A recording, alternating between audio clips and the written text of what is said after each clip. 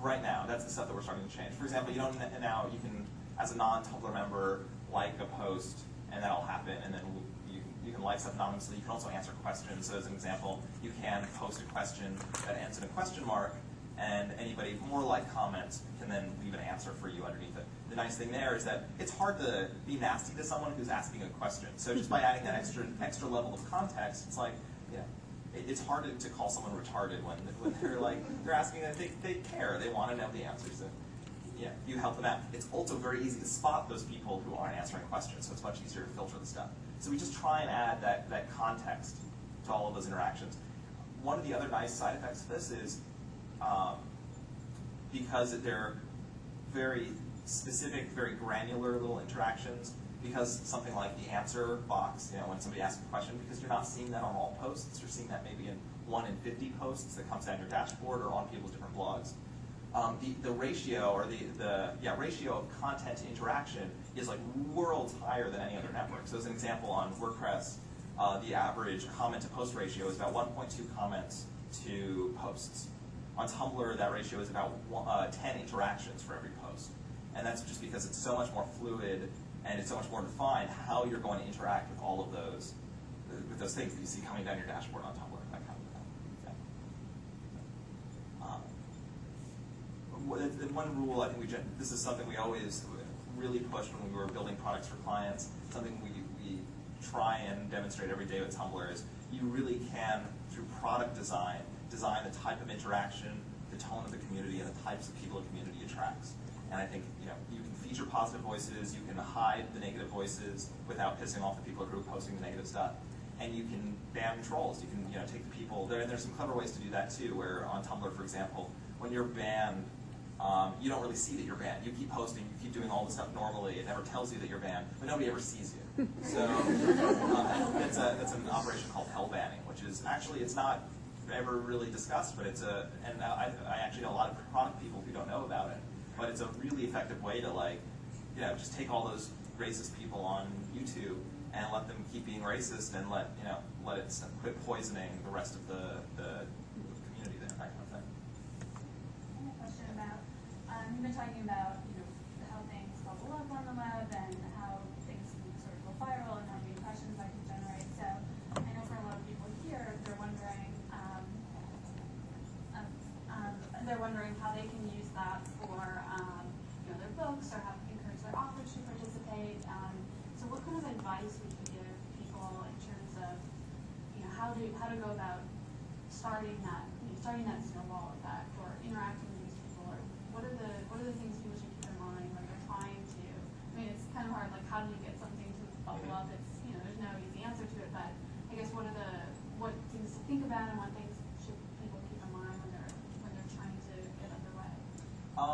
So there are, I think, two ways that I'm very familiar with to approach. You've got like the product, and you want to drive this, hype up as much interest in it as you can before the thing actually launches. I think it's applicable to online, just as applicable as it is to a movie or online content as it is to a book.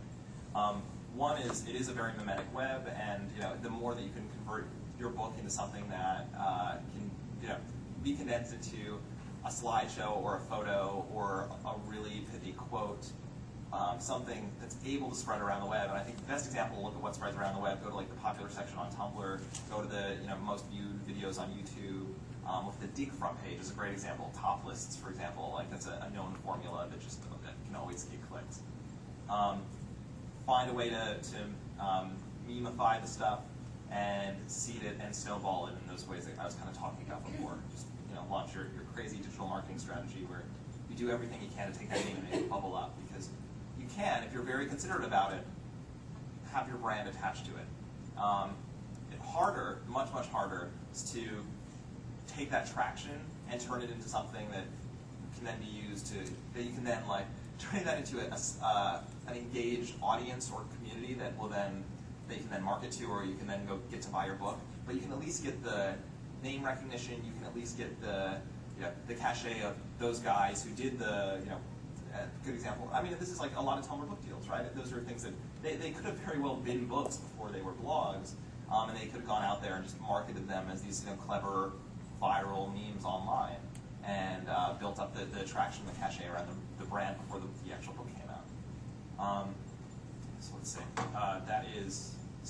That's if you can memify it.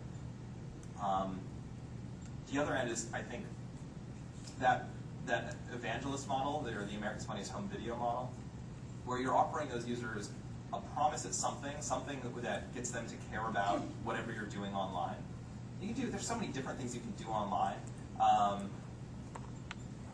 And it's also very easy to replicate. I mean, you can look at somebody doing, well outside of the publishing world, or somebody doing something interesting online, and apply it to whatever your content is.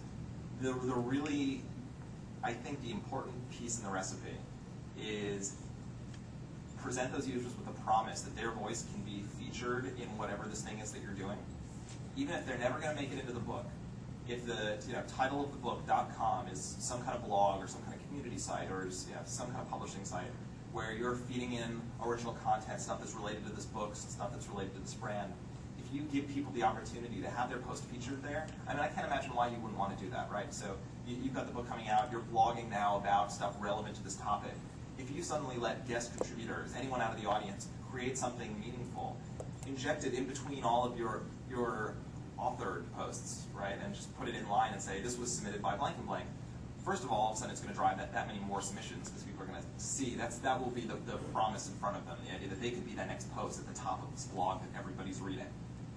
That, by the way, is an important mechanism too, which is Tumblr. We do this a little bit. We don't have to as much these days, but with any new product that we're launching, we try and obfuscate the size of the audience. Always try and inflate activity. So, just like we have a slightly smaller audience than WordPress today, but we have that crazy high interaction ratio. So we make sure that that's what we're featuring. So it feels like we're just worlds bigger, tons more active than any of these other communities are.